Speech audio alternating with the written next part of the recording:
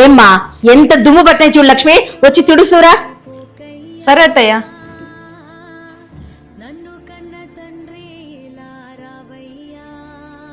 ఈ టెంకాయలు ఇట్లే పడున్నాయి, అత్తకి టెంకాయ నీళ్ళు ఇద్దామని కూడా లేదు. ఏ లక్ష్మి, వచ్చి టెంకాయ నీళ్ళు తీస్తురా.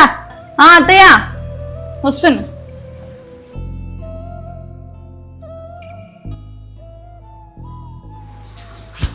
ఏ లక్ష్మి, ఏమ్మా ఈ పాత్రలు అయితే కడిగినావు, సర్దాలని తెలీదా నీకో? ఇవి సర్ది అట్లే చెనికాయలు ఉడకబెట్టు తొందరగానే. ఎందుకు అత్తయ్య మాట మాటికి లేపుతున్నారు? నేను ఇంపార్టెంట్ మీటింగ్ లో ఉన్నా, అవన్నీ మళ్ళీ చేసుకోవచ్చు కదా అత్తయ్య. ఏందే నాకెదురు మాట్లాడతావా నువ్వు? నువ్వు ఒక్కటే ప్రపంచంలో ఉద్యోగం చేస్తాండేది, తొక్కలో ఉద్యోగం తొక్కలో మీటింగ్లు, అది వదిలిపెట్టు. ఫస్ట్ నేను చెప్పిండే చెయ్యి. లేదత్తయ్య, ఇది చాలా ఇంపార్టెంట్ మీటింగ్, నేను అటెండ్ అవ్వాలి, మీరు ఏమన్నా అనుకోండి.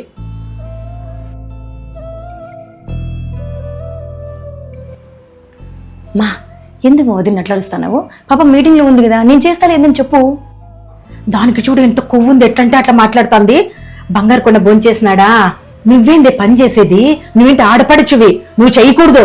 అట్లా చేసినావు అంటే నెత్తికెక్కి కూర్చుంటారు. కాదమ్మా, పాపం జాబ్ చేస్తాం కదమ్మా, చిన్న చిన్న నువ్వు చేసుకో, అన్ని వదిలి చెప్పాలి చెప్పు. పాపము ఎవరు చేయమన్నారే జాబు? ఆ బీటెక్లు ఎంటెక్లు చదివేది, అత్తగారింటికి వచ్చి టెక్కులు పడేది. అదేదో ఇంట్లో పనులు చేసుకోవచ్చు కదా, ఉద్యోగం మానేసి. సరేమా, ఉద్యోగం మానేస్తే నువ్వు ఉండడానికి ఇల్లు, తిరగడానికి కారు, హాయిగా పడుకోవడానికి వేసి ఆ ఈఎంఐని ఎవరు కడతారు? నీ కొడుకు సంపాదన ఒకటి సరిపోతుంది అనుకుంటున్నావా నువ్వు? ఈ కాలంలో కొడుకు కోడలు ఇద్దరు పని చేస్తేనే, భార్యాభర్తలు పని చేస్తేనే సంపాదన సరిపోవటం లేదమ్మా. ఆయన పాపం అన్ని పనులు చేసుకునే కదమ్మా పాపం మీటింగ్ పోయింది. ఇంకా పనులు చెప్తావేందమ్మా నువ్వు? సామాన్లు కడిగేసింది పాపం, పని మనిషిని పెట్టుకుంటే పని మనిషికి డబ్బులు ఎక్కడిల్లోని పాపం తనే ఇందంతా పని చేసుకుంటాం కదమ్మా. నువ్వు కూడా కొంచెం అర్థం చేసుకొని చెదరు బదరగా సహాయం చేయొచ్చు కదమ్మా.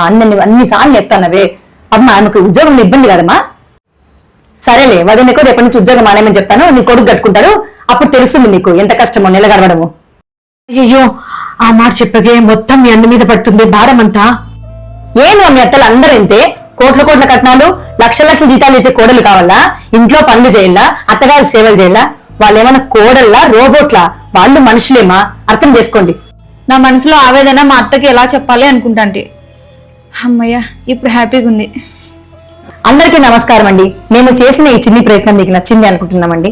ఇది కథ కాదండి, అందరి కోడళ్ళ ఆవేదన. మీరు ఏ లైఫ్ లో జరిగిన సంఘటన మాతో ఏదైనా షేర్ చేయాలనుకుంటే నా ఇన్స్టాగ్రామ్ పేజ్ Mahita29 లో మీరు మెసేజ్ చేయొచ్చండి. మహితా తెలుగమ్మ యూట్యూబ్ ఛానల్ ని సబ్స్క్రైబ్ చేసుకోండి. Thank you so much.